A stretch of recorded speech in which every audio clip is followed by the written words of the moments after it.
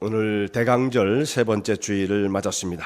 성탄절이 다음 주 이제 화요일이 되겠습니다. 이제 한 주가 조금 더 남게 되었습니다. 성탄은 이 땅에 하나님께서 인간이 되셔서 세상에 찾아오신 아주 특별한 날이죠. 특별한 날. 죄에 빠져 신음하는 백성을 구원하시기 위하여 하나님이 인간이 되셔서 이 죄악의 세력이 범람하고 있는 이 세상 속으로, 역사 안으로 하나님께서 그 역사의 중간으로 들어오신 참 신비한 사건인 것입니다. 그러니까 놀라지 않을 수가 없는 거예요. 예수님의 부활도 너무 엄청난 사건이지만 사실 부활에 비하면 성탄은 더 엄청난 사건이다 라고 말할 수가 있습니다. 그러니까 부활은 원래 하나님이시니까 원체 능력이 많으시잖아요. 부활을 저는 폄하하는 건 결코 아닙니다. 놀라운 능력이지만 하나님이 부활하신 거에 대해서는 그렇게 놀랄 만한 일은 아니에요. 근데 하나님이 자기를 낮추시고 인간이 되셔서 이 세상의 역사의 한복판으로 들어오셨다는 것은 정말 신비하고 놀라운 일이 아닐 수가 없습니다. 하나님께서 인간이 되신 이 사건, 이 일에는 반드시 인간의 참여가 필요했어요. 하나님께서 혼자 나 인간이 되고 싶다, 나 인간으로 갈 거야 이렇게 한다고 되시는 일은 아니었어요.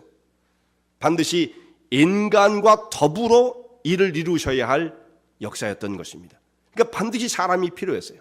하나님께서 인간이 되실 수 있도록 도구로 쓰여지는 사람이 필요했던 것입니다. 그래서 주님께서 처음에 사람이 타락하자마자 사람을 구원하실 구원의 계획을 말씀하실 때에 여자의 후손이 뱀의 머리, 사단의 머리를 깨트리고 정복할 것이라고 말씀하신 바처럼 여자의 후손으로 이 세상에 오시게 되어지시는데 그때 마리아의 몸을 빌려서 이 땅에 인간의 몸을 입으시게 됩니다. 그러므로 이 성탄 가운데 가장 귀중하게 쓰임받은 인물이라고 한다면 우리는 마리아를 둘 수 있습니다. 분명한 사실이죠. 마리아. 대단히 중요한 인물이죠.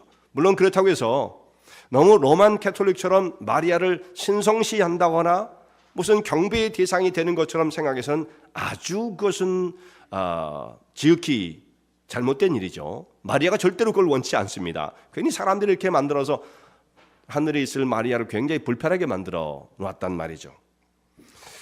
그런데 마리아 못지않게 예수님의 탄생의 역사 가운데 결정적 역할을 했던 사람이 바로 요셉이라는 인물입니다. 다윗의 후손인 요셉도 예수님의 탄생 가운데 아주 중대한 사역을 하게 되어집니다. 오늘 요셉이 보여준 의로운 신앙의 모습을 생각하고자 합니다. 오늘 전체적인 주제가 의라고 하는 주제예요. 의. 우리 얼마 전에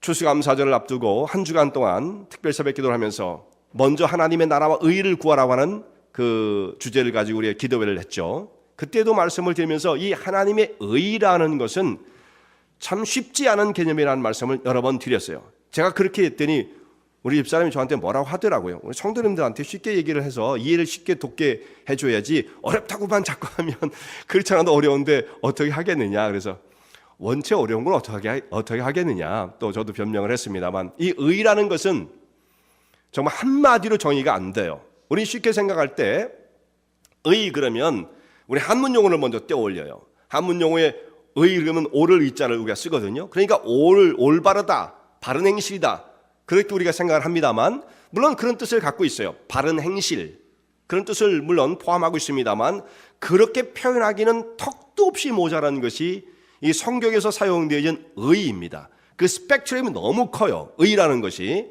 그러니까 바른 행실이라는 것도 있지만 어디까지 가느냐 하면 이것은 심판이라고 하는 의미도 그 속에 들어있어요. 전혀 어울릴 것 같지 않지 않습니까?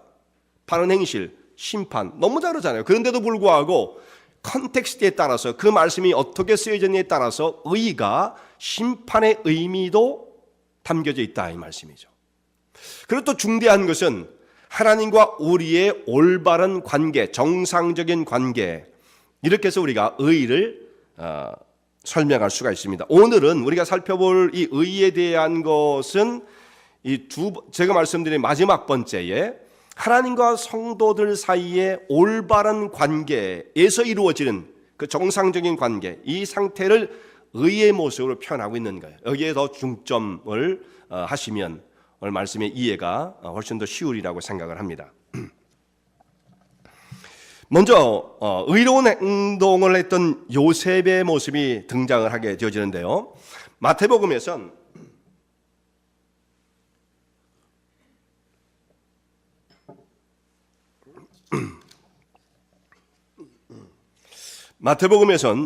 요셉을 의로운 사람이라고 말씀을 합니다. 의로운 사람이다. 무슨 이유로 요셉을 의롭다라고 표현했을까? 굉장히 중요한 의미가 여기 담겨 있어요.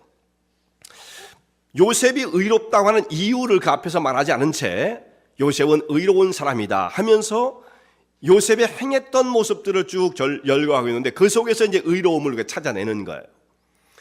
먼저는 요셉의 그 상황을 보면 그는 마리아와 정혼한 사이였습니다. 결혼을 앞두고 그의 정혼 여인 마리아에게 아이가 잉태되었다고 하는 성령으로 예수님께서 잉태되었다는 모습이 드러나게 되었다. 밖으로 드러나는 모습은 성령으로 잉태된 것인지 그 속에 잉태되어진 분이 하나님의 아들 예수님인지 아무도 알 수가 없죠. 그걸 아는 사람은 뭐 소수에 불과한 거잖아요. 마리아가 아는 정도고 엘리사벳 정도가 아는 정도, 이 정도 되겠죠. 그러니까 다른 사람들은 아무도 그걸 알 수 없는데 이 마리아가 배가 점점 불러오는 거예요. 근데 모든 사람들이 마리아는 요셉과 정혼한 사이다라는 것을 다 알고 있는 것입니다. 근데 그 당시에 마리아하고 요셉이 살았던 그 동네는 갈릴리의 나사렛이라고 하는 조그만 동네입니다. 지금은 뭐 굉장히 좀 복잡하긴 한데 지금도 뭐 여전히 산동네예요. 산동네. 근데 그 과거의 그 나사렛이라는 것은 조그만 시골 동네에 불과했겠죠.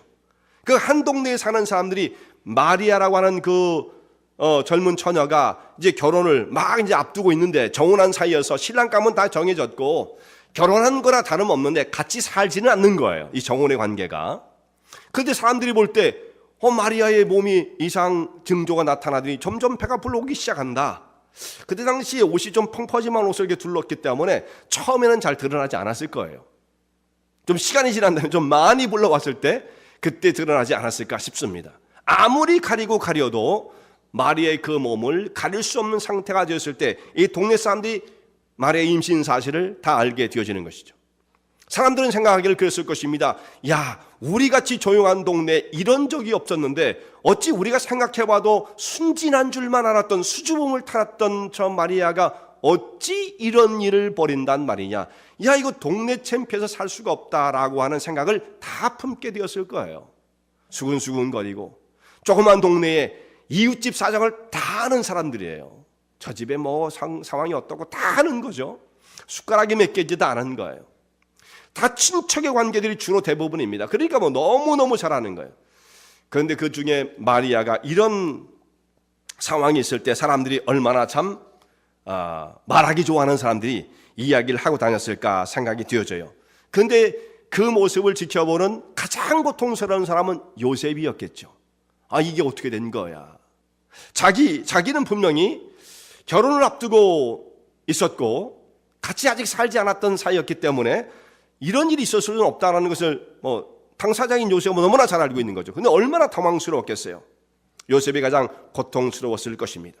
자, 지금 이 요셉이 그 당시에는 아직 복음이 나타나기 전이잖아요.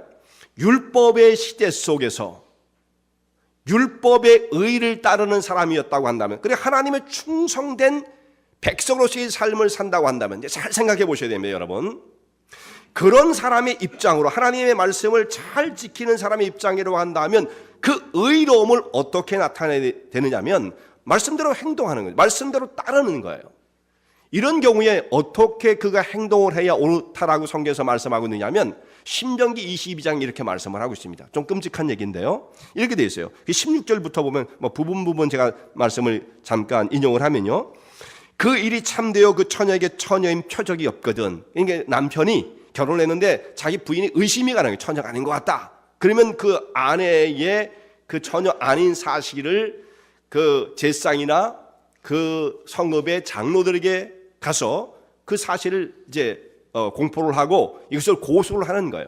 그렇게 해서 그 사람 말이 참되어 그 처녀에게 처녀인 표적이 없거든. 그럼 어떻게 하라고 그러느냐? 21절에 보면 이렇게 되어 있습니다.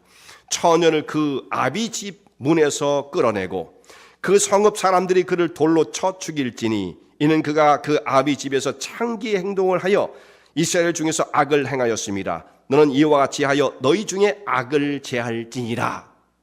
이게 신명기 22장 21절 말씀입니다. 그러니까 율법의 의를 따르는 사람이었다고 한다면 요셉이 취할 수 있는 행동은 그거예요. 나는 억울하다. 나는 아무런 일도 하지 않았는데 어찌 저 나의 약혼녀가, 나의 정혼녀가 저렇게 범죄를 행함으로 악의를 가졌단 말인가. 이걸 반드시 사람들에게 고소를 하고 그 마리아를 끌어다가 사람들 앞에서 돌로 쳐서, 지금도 그런 일이 있지요. 돌로 쳐서 마리아를 죽이면 그것으로서 사실상 율법에서 말씀하고 있는 의를 이루는 거예요. 율법대로 따라한 거니까 문제가 없죠. 그런데 여러분, 만약 우리가 그렇게 했다고 한다면, 요셉이 그렇게 했다고 한다면 어떤 결과가 오겠습니까? 참 끔찍한 상황이죠. 하나님의 말씀대로 순종을 했던 마리아는 돌에 맞아 죽는 거예요. 자, 마리아가 무슨 죄가 있습니까? 시골 처녀로 아무것도 모르고 순진했던 사람인데 갑자기 어느 날 천사 가브리엘이 찾아와서 내 몸을 빌려서 하나님께서 내 몸 가운데 잉태하여 이 땅에 태어나셔야 할 터인데 너는 그 일에 순종할 수 있겠느냐? 내 몸을 빌려야 되겠다. 제가 어떻게 그런 일을 할 수 있어요? 처음엔 그랬지요. 근데 거룩한 하나님의 손이 너를 덮을 것인데 내가 잉태할 자는 세상의 사람이 아니라 하나님의 거룩한 아들이시다. 그렇게 말씀하시면서 마리아에게 하나님의 뜻을 받아들일 것을 요구하시는 거예요. 마리아는 하나님 말씀을 그대로 받아들입니다. 저는 주의 계집종이니 주의 말씀대로 되어지길 원합니다. 자기를 내어드리죠. 이것이 바로 헌신입니다. 신앙에 있어서 헌신이 제외된, 신앙에 있어서 헌신이 제외된 것은 의미가 없는 거예요. 의미가 없는 것입니다. 신앙생활은 교회 다니는 게 아니에요. 성도 여러분, 헌신이 제외된 신앙은 의미가 없는 것입니다. 마리아는 지금 주님 앞에 헌신을 드렸어요. 제 몸을 얼마든지 사용하십시오.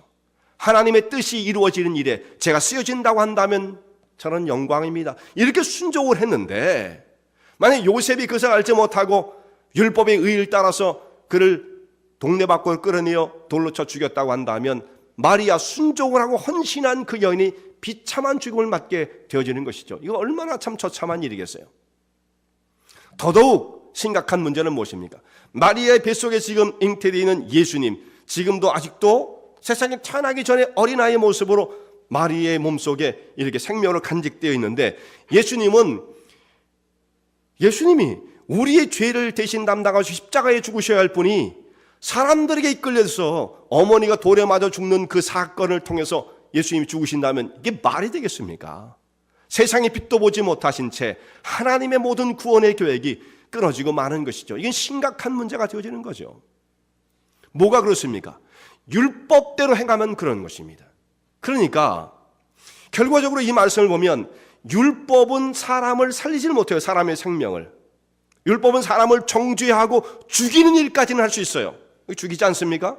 근데 죽을 사람을 살려낼 수 있는 법은 없어요. 율법이 그렇습니다. 그러니까 율법의 한계예요. 이것이 율법의 한계. 아무리 율법을 철저하게 지킨다 할지라도 그 율법을 지킨 것으로는 사람이 구원받지는 못해요. 지킬 수도 없으니까. 율법의 기능은 사람을 구원해내기 위한 기능이 전혀 없습니다. 그럴 수가 없어요. 율법은 그런 능력이 없어요. 율법이 할 수 있는 것은 사람을 정죄하고 사형에 판결되어진다는 것을 깨우쳐 주는 것입니다. 그럼 우리가 생각할 때 이렇게 생각할 수 있어요. 그럼 율법이 뭐냐? 왜 하나님께서 우리 율법, 이 험악한, 이 흉측한 율법을 주셨단 말이냐라고 반문할 수가 있으니까 사도 바울이 로마서 7장 12절에 이렇게 말씀을 하고 있어요. 율법은 거룩하고 의롭고 선하도다. 오해하지 말아라. 율법 자체가 거룩이 없다든지 의롭지 않다든지 악한 것은 아니란 말씀이에요. 우리에게 주신 것은 선하고 의롭고 거룩한 것인데 율법은 한계가 있어서 사람을 구원할 수는 없다는 말씀이죠. 그럼 율법의 기능은 뭐냐면 참 오늘 굉장히 교리적인 말씀이 좀 많이 포함이 되어 있는데요. 자, 사람이 죄인인 것, 한계의 상황을 깨닫게 하는 거예요. 아무리 우리가 율법을 많이 지키고 열심히 지키려고 해도 하나님 앞에서 온전하게 될 수 없구나. 우린 지킬 수가 없구나. 또 이것을 깨닫게, 철저히 깨닫게 하심으로써 오실 메시아를, 하나님이 약속하신 메시아를 목마름으로 바라보고 기다리게끔 하는 것이 율법의 기능이에요. 율법을 지키려 해도 다 지킬 수도 없고, 또 그걸 다 지키는 것으로 본인 스스로 뭐 착각을 할 수 있을지 모르겠습니다. 그렇게 한다 할지라도 그걸 통해서는 구원을 이룰 수가 없는데, 오실 메시아를 기다리게 하는 것, 그 주님의 구원하신 그 길을 예비하신 길을 바라보고 기다리는 것, 이것이 바로 율법의 기능이다라는 말씀입니다. 그런데 요셉은 율법대로 행하지 않았어요. 이 고통스러운 일을 자신이 다 감수하고자 합니다. 그래서 그 사람을 의로운 사람이다 이렇게 말하는 거예요. 그 과거의 모습은 율법대로 하는 사람이 의롭다 했을 터인데, 요셉은 율법대로 하지 않았어요. 물론 그렇다고 율법을 어겼다고 볼 수는 없죠. 율법을 뛰어넘는 그 의를 말씀하고 있는 거죠. 율법을 뛰어넘는 의를 말씀하고 있는 거예요. 그런 마리아를 율법대로 처리하지 않고 자기 혼자 속이 상하고 고통스럽지만 가만히 조용히 끊어야겠다 이렇게 생각을 하게 되어집니다.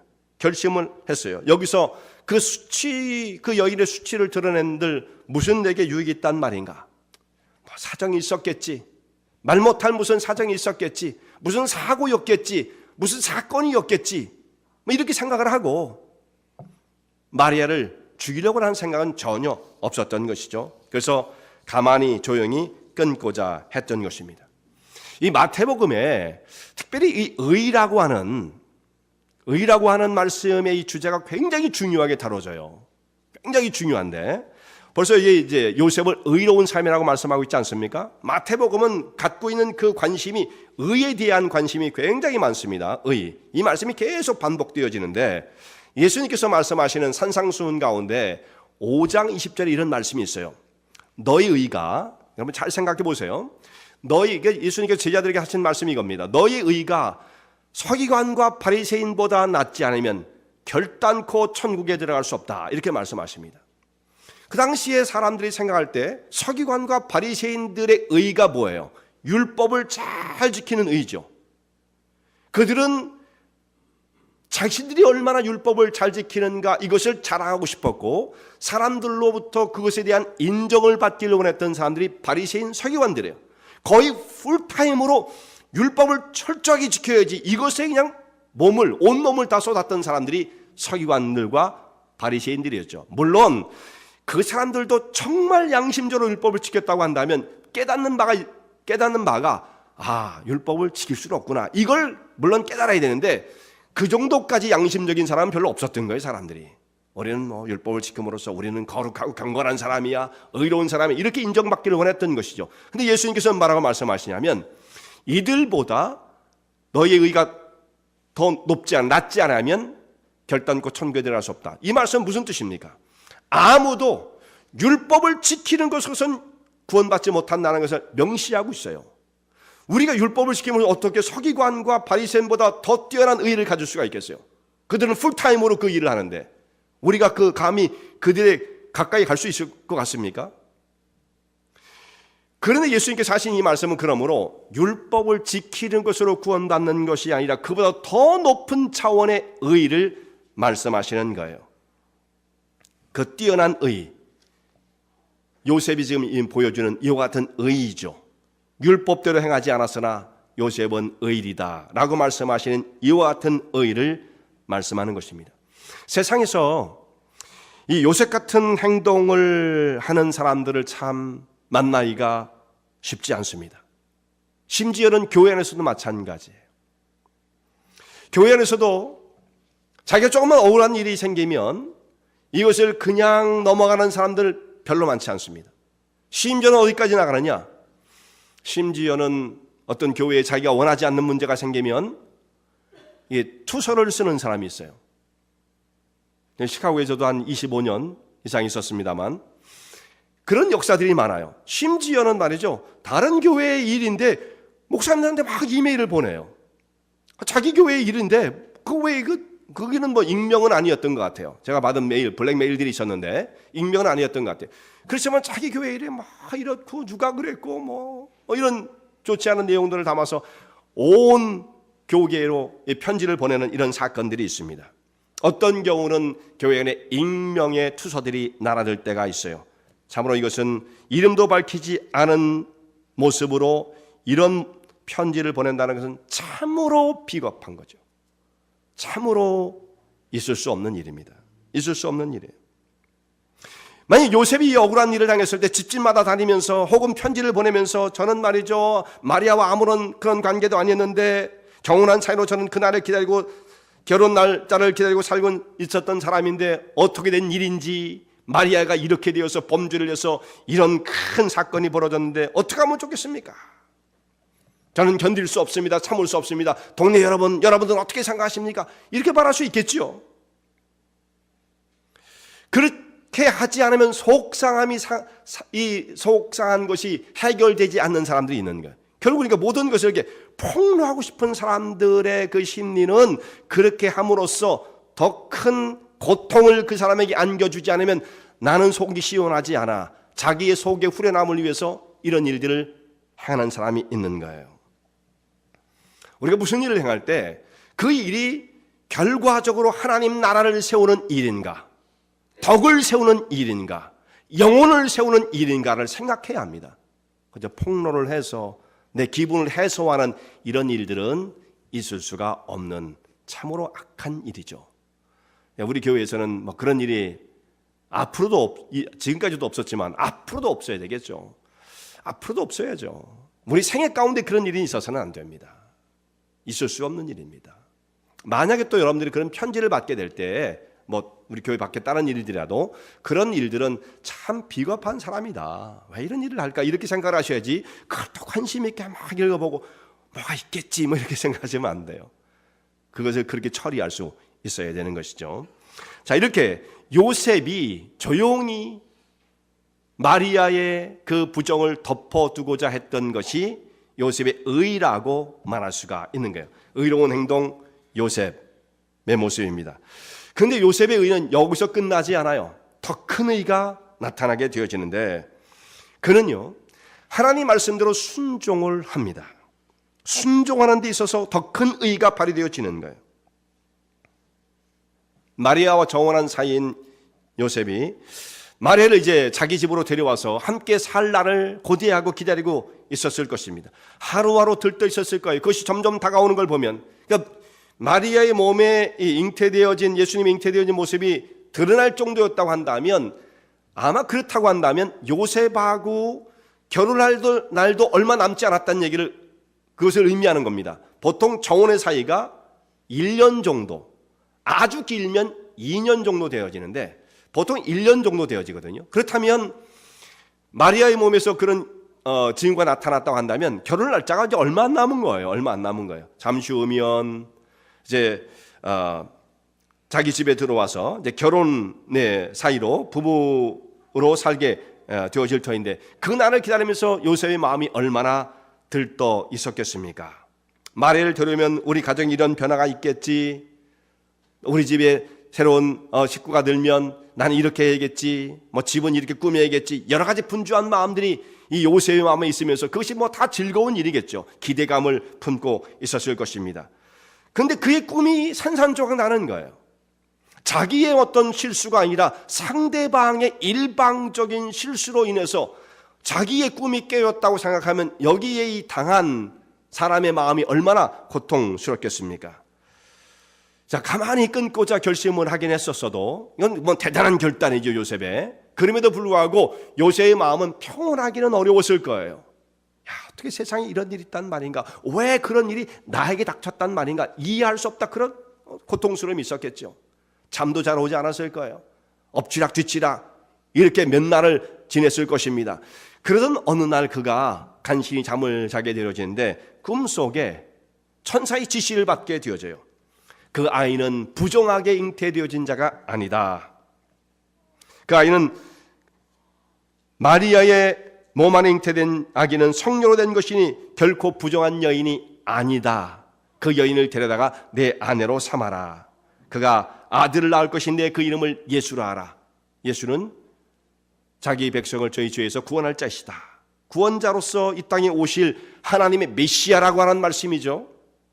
요셉이 그 천사의 지시를 받고 난 다음에 그 천사의 말을 그대로 순종합니다. 여러분, 이게 순종이 이게 쉬운 게 아니에요. 여기서 천사의 말을 듣고 순종한다는 거. 나도 천사가 말씀을 하면 나도 무슨 말인들 내가 순종을 하지 않을까? 여러분 그렇게 생각하십니까? 하나님의 생명의 진리의 말씀, 기록되어진 명백한 말씀을 보면서도 우리는 순종 안 하잖아요. 근데 천사가 와서 천사 꿈에서 나타났다고 하죠. 그 말씀을 나 같아도 순종하겠다. 여러분 그렇게 될까요? 오히려 여러분 어떤 게 더 권위가 있다고 생각하십니까? 천사가 말해주는 게 더 권위가 있어요? 하나님 말씀 자체가 권위가 있어요? 비교가 안 되는 거예요 사실은. 근데 여러분 어떤 분들은 생각하기에 천사가 나타나면 누가 순종을 안 하겠어? 잘못된 생각이죠. 하나님 말씀이 훨씬 더 권위 있는 것입니다. 요셉은 천사의 지시를 받아서 그 말씀을 그대로 순종을 하게 되었는데, 만약에 보통 사람들 같았으면 이때에 이게 순종하기가 쉬운 게 아니에요. 어떻게 그걸 믿을 수가 있어요? 아니 어떻게 그게 가능해요? 어떻게 그것이 이루어질 수 있는 일이란 말씀입니까? 아니 저하고 약혼한 경혼한 사이인 마리아가 어떻게 그 속에 무슨 하나님의 아들을 잉태, 그런 일이 세상에 어떻게 있어요? 이렇게 의심하기 시작하면 끝이 없는 거죠. 그리고 사람들이 저를 믿어주겠습니까? 그러니까 여기서 반대할 수 있는, 거부할 수 있는 이유들은 너무도 많은 거예요. 근데 단번에 거부하지 못할 때 천사가 호소를 하면서 그러지 말고 내 아내를 데려와서 아내로 삼아라. 마리아를 내 아내로 삼아라. 이렇게 말씀을 하실 때 완곡하게 거절하는 방법으로 쓰는 일들이 우리는 어떻게 말하냐면, 절대로 그런 일이 없습니다. 이렇게 말하기는 어려우면 뭐라고 우리는 표현합니까? 조금만 기다려주세요. 이제 기도해 볼게요. 이렇게 하죠. 우리는요. 기도해 볼게요. 기도해 볼게요 해놓고 난 다음에 조금 있다가 나중에 안 된다고 얘기를 해요. 많은 사람들이. 그러면 여러분, 하나님의 뜻이라는 것이 명백함에도 불구하고 기도를 왜 하는 거예요? 그 뜻을 거부할 길을 찾기 위한 방편으로 기도를 한다는 건, 이건 너무 기도를 잘못 사용하고 있는 것이죠. 하나님 앞에 하나님의 힘을 빌려 주의 뜻을 거부하는 것으로 쓰겠다. 이게 말이 안 되는 거죠.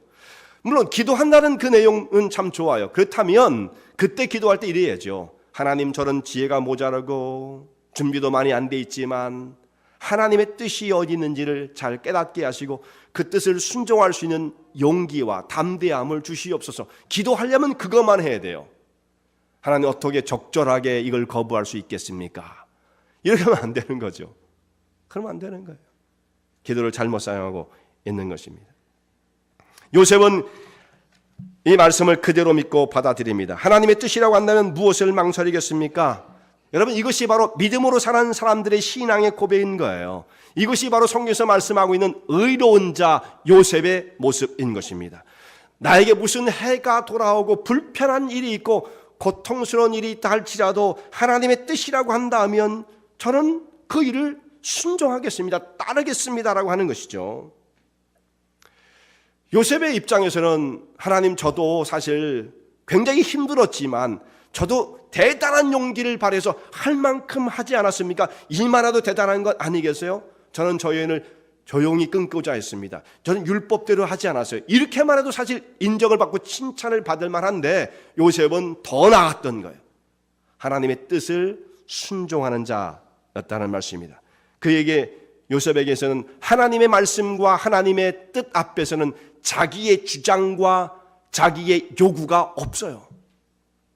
여러분, 사람에게 자기의 주장과 고집이 없는 사람은 세상에 있을 수가 없습니다.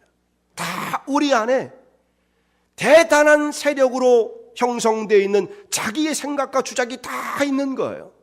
그런데도 불구하고 하나님 말씀 앞에서 그것을 겸손히 내려놓고 그것을 부정하고 하나님의 뜻을 받아들이는 것, 이것을 의라고 말씀하고 있는 거예요. 아무리 복잡한 생각이 있다 할지라도 하나님 말씀 앞에서 이 모든 것을 그 다음 순위에 두고 주의 말씀을 받아들이고 순종하는 것, 이것이 바로 의인 것입니다. 그런데 많은 경우에 한번 사람의 마음이 굳어지고 나면 참 설득하기 어려운 사람들이 있어요.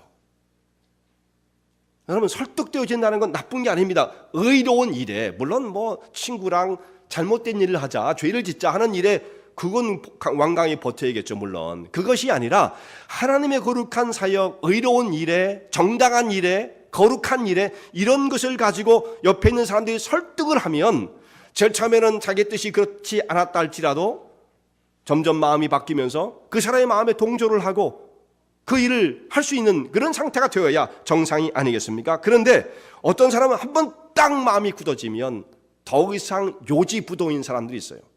무슨 마치 원수를 진 것처럼 절대 그 마음을 변하지 않는 사람이 있어요. 나는 한번 끝이면 끝이에요. 이런 사람이 있잖아요. 무서운 사람이에요. 그런데 그런 걸 발휘하면 안 됩니다. 한번 끝이면 끝이에요. 이것은 어디에 발휘해야 되냐면 내가 하나님을 믿는 이 신앙 고백을 가졌으면 저는 끝까지 이 길로 갈 거예요. 그런 데는 고집을 부려야겠죠. 근데 자기의 욕심과 세상적인 탐욕을 가지고 하나님의 뜻을 거부하는 일에 이런 자신의 모순된 모습을 쓴다는 것은 참으로 안타까운 일이 되어지는데 우리의 인간 생활 속에서는 자주 발견되어지는 일입니다. 회복의 역사가 복음 안에서 이루어지는 것은 참으로 귀한 거예요. 회복의 역사. 자, 우리가 다 허물이 많습니다. 실수가 없는 사람이 없어요. 다 실수가 있어요. 문제가 다 많아요. 전 문제투성이에요. 다 그런 거예요.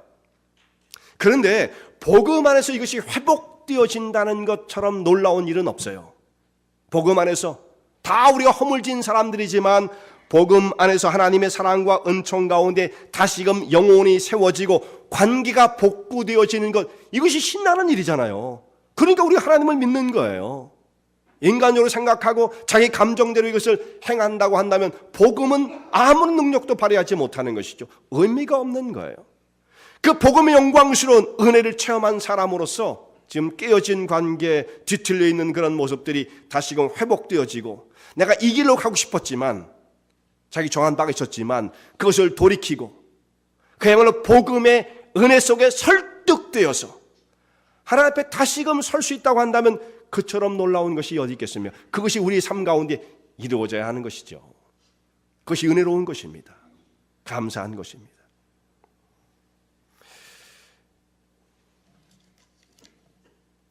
그러나 완고함을 가지고 하나님 앞에 살아가는 사람들 간혹 볼 수가 있지요. 이런 사람들은 이것은 참으로 무서운 것이고 하나님 앞에 의롭지 못한 것이다 라는 말씀이고요. 의와 관계없는 것이다. 그런데 요셉은 여기에서 더 큰 의를 하나님의 말씀을 순종하는 모습을 통해서 드러내게 되어집니다. 그런데 마지막으로 이제 한 가지 주제를 더 살펴볼 말씀은요. 그리스도의 위대한 의예요. 오늘 본문의 말씀의 주인공은 마리아도 아니고 또 사실 요셉이 중심된 인물처럼 보이지만 요셉도 사실은 아닙니다. 더더욱 중요한 인물은 누구냐? 예수 그리스도 하나님의 아들이십니다. 오늘 이 말씀에 흐르고 있는 하나님의 의를 여러분 생각해 보세요. 자, 여기 요셉의 의가 여기 물론 강조되어 있어요. 요셉의 의. 그런데 여러분 무슨 말씀을 기록한 것만 의미가 있는 것이 아니라 기록하지 않았어도 그 표면 밑으로 흐르고 있는 내용을 사실 우리가 볼 수 있다고 한다면 더 놀라운 것이죠. 자, 요셉이 그토록 의로운 그의 삶을 통해서 그의 행동을 통해서 그만큼의 의를 드러냈다고 한다면 여기 본문 속에 제일 표면으로 드러나 있지 않지만 그 속에 흐르고 있는 하나님의 의는 얼마나 더 위대한 것인가 우리가 그것을 볼 수 있어야만 하겠습니다. 하나님의 의를 여러분 생각해 보세요. 로마서 5장 18절에 있는 말씀을 보면 이런 말씀이 있어요. 그런즉 한 범죄로 많은 사람이 정죄에 이른 것 같이 의의 한 행동으로 말미암아 많은 사람이 의롭다 하심을 받아 생명에 이르렀느니라. 의의 한 행동으로 말미암아 많은 사람이 의롭다 하심을 받아 생명에 이르렀다. 이 말씀 속에 인류의 조상이 되어진 아담의 한 사람의 범죄의 사실이 나오고요. 그의 범죄로 많은 사람이 정죄에 이르렀고 한 의로운 행동, 의의 한 행동은 예수님께서 행하신 것이죠. 그런데 가장 중요한 것은 물론 예수님의 십자가의 사역을 의미하는 거예요. 그런데 여러분 십자가의 사역이 갑자기 딱 이루어집니까? 그럴 수는 없는 거죠. 예수님께서 이 일을 이루시기 위하여 하신 모습 전체가 여기에 포함될 수밖에 없습니다. 예수님이 이 땅에 십자가를 지시기 오시기 위해서 그 과정을 거치셔야만 했는데, 먼저는 자신을 비어 종의 형체를 가져 사람의 모양으로 나타나셨고 자기를 낮추시고 죽기까지 복종하셨으니 십자가에 죽으심이라. 예수님께서 십자가에 죽으시기까지 갑자기 십자가에 죽으시는 수는 없는 거예요. 자신을 낮추시고 자기를 비우시고 하늘의 보좌를 버리시고 세상의 낮은 자의 모습으로 임하신 예수님의 먼저 낮아심, 자기를 비하하신 모습이 있었다는 말씀입니다. 이 땅에 오실 때도 예수님은, 여러분, 하나님이 사람이 되신다는 그 사건을 생각해 보세요. 마리아의 뱃속에 예수님께서 한 조그만 생명, 제일 처음에 눈에도 보이지 않았겠죠. 그 조그만 생명체로 마리아의 몸에 잉태되어 있다가 이 세상에 태어나실 그 10개월 동안 그 비좁은 공간에 하나님의 아들이 그 속에 참 큰 연약한 생명체의 모습으로 마리아의 몸에 간직되어 있었다. 그 모습을 여러분 생각해 보세요. 하나님의 아들이 그것이 어떻게 가능한 일이겠는가. 주님은 그렇게 자신을 낮추셨습니다. 이 땅에 태어나실 때 인간으로 태어나신다면 가장 자기를 높일 수 있는 방법이라고 한다면, 사실 하나님이 인간의 연약한 모습으로 태어난다는 건 사실 용납하기 어려운 거죠. 어려운 게 아니라 불가능한 거죠. 근데 할 수 없이 인간이 되신다고 치자고요. 그렇다면 그래도 자신을 제일 높일 수 있는 방법은 좋은 환경에서 좋은 부모 밑에 태어나는 것이 그래도 제일 나은 방법일 것입니다. 그 왕족쯤에서 태어나야 돼요. 로마의 왕족쯤으로 태어나신다든지 하다못해 유대의 그 왕궁에 태어나셔야 됩니다. 근데 예수님은 시골 처녀 마리아의 몸속에 잉태되어 10개월 동안 계시다가, 예수님이 태어나셨던 장소는 베들레헴, 이게 나사렛도 아니었죠. 이제 저 베들레헴, 그것도 달동네 같은 그 동네에서, 그것도 정상적인 어떤 집에서 예수님이 탄생하신 것이 아니라 말구육간에서 낮을 수밖에 없으셨고, 예수님께서 누우셨던 것도 정상적인 어떤 아이들이 눕는 그런 크립이 아니라, 지금 우리는 다 그런 데 누이지 않습니까? 아이들 바구니가 다 있고, 예수님은 말구유에 누우실 수밖에 없었던 가장 낮은 자의 모습으로 세상에 오셨어요. 자기를 낮추시고 비우심이죠. 이게 예수님의 한 의의 행동에 다 포함되어지는 거예요. 예수님께서 30세가 되었을 때 공생에 나서시게 됩니다. 그래서 이제 세례 요한에게 세례를 받으시는 모습으로 공생애가 시작되어져요. 세례 요한을 찾아갔는데 세례 요한이 그때 광야에서 외치는 자의 소리로서 사람들에게 세례를 베풀고 있었습니다.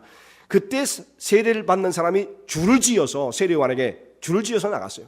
그때 받은 세례는 뭐냐면, 나는 하나님 앞에 죄를 많이 지었어요. 저는 죄인이에요. 어떻게 하면 좋겠습니까? 그 죄를 자복하고 물로 세례를 받는 거예요. 죄를 씻는 세례를 받았던 것입니다. 예수님도 세례 요한이 베푸는 물로써 씻어 죄를 사하게 하는 그 물세를 받기 위해서 줄로 그 대열 가운데 한 분이 되셔서 점점 자기 차례를 기다리고 계신 겁니다. 예수님께서. 그리고 예수님 차례가 딱 되었어요. 세례 요한이 예수님을 알아보고 깜짝 놀랍니다. 내가 당신께 세례를 받아 나가야 할 텐데 어찌 당신이 제게 나오신다는 말씀입니까? 그때 예수님께서 하신 말씀이, 이제는 허락하라. 그리하여 모든 의를 이루는 것이 합당하니라. 여기서 의를 말씀하시죠. 예수님이 이렇게 의에 대한 관심이 많으셨던 분이에요. 의를 이루어야 한다. 이게 무슨 의입니까? 이게 무슨 의예요? 예수님께서 세례 요한에게 세례를 받으시는 그 모습이 어떤 의를 말씀하시는 것입니까? 자기를 더 낮추시고 하나님의 구원의 역사를 이루시기 위하여, 예수님 물론 죄를 자복하는 그 세례를 받으신 것은 아니지만 장차 우리의 모든 죄악을 짊어지실 분으로 십자가의 사실상 예고편 같은 모습으로 세례를 받으신 것인데, 그것이 하나님의 의를 이루는 것이다. 이렇게 말씀하시는 거예요. 자기를 낮추는 거죠. 우리 같으면 다른 사람이 나보다 평상시에, 사람들은요 아래 위를 엄청나게 따지죠. 나이가 많고 적은 거, 또 지위가 있고 없고, 이런 걸 가지고 사람을 쫙 줄을 세웁니다. 평상시에 내가 나보다 좀 저 사람이 좀 높은 것 같아, 우리 뭐 그런 생각들을 하고 살 수 있잖아요. 근데 그런 사람이 뭐라고 그러는 건 과히 그렇게 기분이 안 나쁠 수가 있어요. 근데 자기가 내가 평상시에 나보다 낫다 이렇게 생각하고 있는 사람, 이 서열 사람들은 그런 걸 좋아하니까. 근데 그런 사람이 나를 무시한다 그러면 참지 못하죠. 우리는요, 그런 무시를 당하는 조금의 어떤 그런 눈초리, 말도 안 해요. 사람은 눈치가 얼마나 빠른지 모릅니다. 이렇게 탁 해가지고 뭐 말을 안 했는데 옆에 지나가는 사람이 눈초리가 나한테 안 좋았어 이러면 말이고 기분 나쁘고 하루 종일 기분 나빠요. 이런 거 엄청나게 따지는 거예요. 여기에 너무 관심이 많아요. 너무 자기를 낮추지 못하죠. 근데 예수님은 하나님의 아들로서 이 세상에 오셔서 세례 요한에게 찾아가셔서 나에게 세례를 줘요. 이렇게 해서 모든 의를 이루는 것이 합당한 거예요. 자기를 낮추시고 스스로 낮추시고 세례를 받으신 이 모습이 예수님의 의의 모습이에요. 의로우신 주님의 모습이에요. 나중에 십자가 달려 죽으실 때는 어떻게 말씀하십니까? 그 밤이 지새우도록 예수님께 하나님 앞에 엎드려 기도를 하십니다. 아버지여, 할 만하시거든 이 잔이 내게서 지나게 해주시옵소서. 그러나 내 원대로 마옵시고 아버지의 원대로 하시옵소서. 하나님의 뜻이라고 한다면 죽기까지 복종하신 것, 이것이 성경에서 말씀하신 의의 한 행동이라고 말씀하시는 거예요. 의의 한 행동. 진정으로 하나님의 뜻을 따르기 위하여 자신의 목숨을 내려놓는 일까지 순종하신 이 일을 의로운 일이라고 말씀하시는 것입니다. 그러니까 의가 뭐예요? 의. 이제는 이제 정리가 좀 되어지지 않습니까? 하나님의 뜻을 세우고 대신 자신을 하나님 앞에 한없이 겸손하게 내려놓으며 순종의 길을 가는 것, 그게 여기서 말씀하시는 의라고 하는 말씀이죠. 모든 사람은 사실상 자기 고집과 자기 생각을 가지고 자기 주장을 가지고 살기를 원하지만 성경에서 말씀하시는 성도의 의로운 모습은 너무나도 다른 것입니다. 의로우신 예수님께 탄생하신 성탄절이 점점 다가오고 있습니다. 일주일 앞으로 다가왔습니다. 가장 겸손하시고 낮은 자의 모습으로 오신 예수님, 우리 심령의 중심 속에 모셔드릴 수 있어야만 하겠습니다. 그리고 정말 예수님의 그 성탄의 그 의미를 진정으로 이 심령 속에 간직하게 되어진다고 한다면 우리의 삶에 엄청난 변화가 일어날 것이라고 믿습니다. 자, 사람이 지금 시달리는 일 가운데 가장 고통스러운 것은 뭐냐면 관계의 뒤틀림이에요. 모든 사람이 다 주변에 있는 사람들과 다 화목하게 살면 좋을 텐데 다 사실은 그런 건 아니에요. 가정 안에서 가까운 사람들과 그 속에서 고통이 있을 수가 있고요. 친구들과도 그럴 수가 있고요. 교회 안에서도 심지어 그럴 수가 있고요. 사람이 가장 고통을 겪는 것은 바로 이 인간관계 속에서 겪는 어려움들, 이것 때문에 고통을 겪는 것입니다. 그런데 우리 안에 예수님의 성탄의 의미를 깊이 체험하고 발견해서 예수님을 우리 심령 속에 모셔드린다면 자신을 낮추시고 세상에 자기를 비워 종영체를 가져 오신 예수님을 우리의 구주로 고백하는 그 믿음 가운데 우리가 설 수가 있다고 한다면 이 무너진 관계들이 다 회복되어질 것입니다. 정말 신비하게 해결되어질 것입니다. 그것이 아직도 뭉쳐있는 것, 이것이 아직도 풀어지지 않는 것들은 아직 우리가 예수님의 모습과 같은 모습으로 겸손과 자기의 비어지는 모습을 우리가 체험하지 순종하지 못하기 때문인 것입니다. 예수님의 복종, 순종하심, 자기를 비우심을 우리가 경험할 수 있다고 한다면 모든 관계가 새로워질 것입니다. 그런데 우리는 여기서 멈추지 않아요. 다른 사람들과 더불어 화목의 관계를 맺을 뿐만 아니라 화목하지 못한 사람들의 영혼을 케어한 자가 될 거예요. 저 사람과 이 사람의 관계를 이어주고 그야말로 화평케 하는 자로서의 사역을 감당하게 되어지는 능력을 발휘하게 될 것입니다. 모두 다 성탄에 임하신 예수님의 그 놀라운 능력과 권세를 심령 속에 깊이 간직하고 이 믿음의 길 가운데 굳게 서시는 주의 종들 되시기 바랍니다.